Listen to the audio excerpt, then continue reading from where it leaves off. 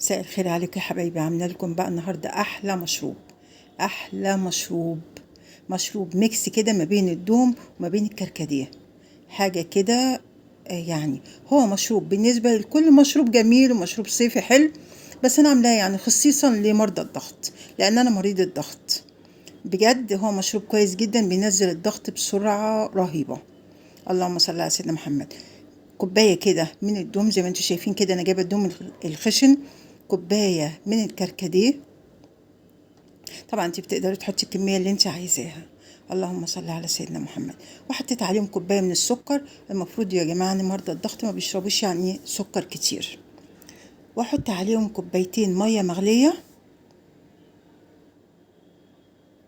ونغطيهم ونرفعهم على النار. اللهم صل على سيدنا محمد. ما تنسوش اللايك يا جماعه. حطيتهم بقى على النار وسبتهم كده شويه، يعني ياخدوا غلوه، مش قوي قوي، وبعدين نبقى مغطينهم عشان الزيوت اللي فيهم ما تطلعش. سبتهم بقى بعد ما اتغلوا ساعتين واكتر من ساعتين شويه. اللهم صل على سيدنا محمد. لحد بقى ما بردوا ونزلوا بقى كل او يعني اغلب الخلاصه اللي فيهم. هبدا بقى دلوقتي اعمله على مرحلتين.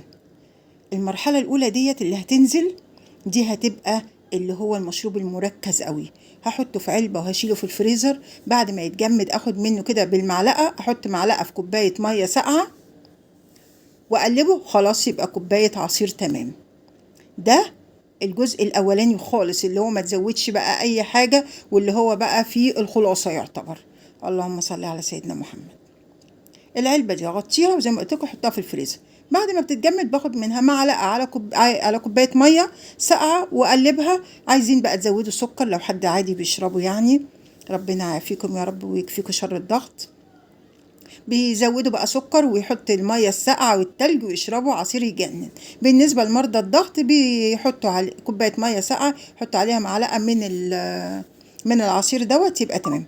الباقي بقى يا جماعة، قلت الأول أعمله بالعصارة كده، يعني أنزله من العصارة.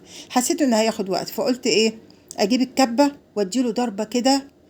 هيبقى أسهل عليا كتير، وكمان أقدر برضو أخد منه الخلاصة أكتر وأكتر. بس نزلته في قلب الكبة كده واديله ضربتين بالكبة. طبعا الدوم يعني ما يبوظش الكبة ولا الكركديه. طبعا الدوم خلاص بيبقى طري. المهم رجعته بقى تاني في العصارة وابدأ انزل عليه مية، وده بقى مش مركز قوي بس برضو تقيل وحلو، تقدري تخففيه زي ما انت ما عايزة. وممكن تحليه بالسكر، ممكن تحليه بالعسل زي ما انت عايزة. بس بجد هو عصير جميل. ممكن تقدميه للضيوف، ممكن تشربوه انتوا حاجه ساقعه في الصيف الحر دوت. تمام قوي. بالنسبه اللي بقى لمرضى الضغط فهو حاجه روعه، جربوه بس.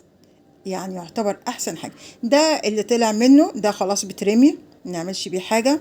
اللهم صل على سيدنا محمد. طلع بقى زي ما شفتوا كده. العلبه اللي انا لسه هحطها في الفريزر، بس انا قلت انزل لكم الفيديو، كان ممكن اجمده واوريه لكم لما يتجمد، بس انا قلت خلاص يعني الحكايه واضحه. دي كوباية زي ما انتوا شايفين، وتقيل برضو، ممكن حد يخففه اكتر من كده. طلعت الكمية دي زي ما انتوا شايفين كده. حاجة بقى بجد جميلة، حاجة للضغط مفيدة وممتازة. وربنا يا رب يكفيكوا شر المرض ويشفينا جميعا يا رب. يا رب يعجبكم واسمع رأيكم كده وجربوه يا جماعة. وحلو جدا. يا رب يعجبكم. تصبحوا على خير.